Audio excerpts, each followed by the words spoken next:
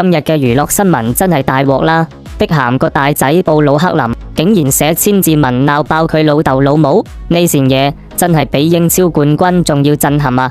首先最勁爆嘅就係佢話自己嘅婚禮被阿媽維多利亞搶晒風頭，佢話本來同老婆伊科娜準備好浪漫跳第一支舞，點知媽咪突然衝上台，硬住頭皮同佢跳。喂，大佬啊，呢個係你個仔嘅婚禮喎，你係咪想反晒轉頭做新娘啊？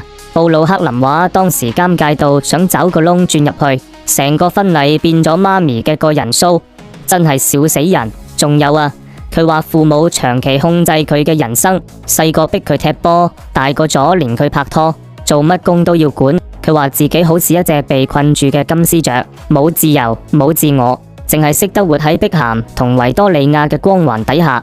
喂，兩位巨星，你哋生個仔係想佢做第二個碧咸，定係想佢做你哋嘅附屬品啊？呢篇千字文一出，即刻引起全網大亂。有網友話布魯克林你食老豆老母嘅，用老豆老母嘅，而家反過來鬧佢哋，係咪太唔識好歹？亦有人話可憐佢一直被父母操控，連婚禮都唔可以自己話事，而碧咸同維多利亞就暫時收聲，唔知係咪嬲到爆，定係諗緊點樣反擊呢？講真，呢單家庭鬧劇真係比電視劇仲要精彩。不過一家人有咩唔可以坐低飲杯茶傾下，搞到全世界都知，真係唔係幾好睇。希望佢哋早日破冰，唔好再俾我哋呢班八卦網民有料爆啦。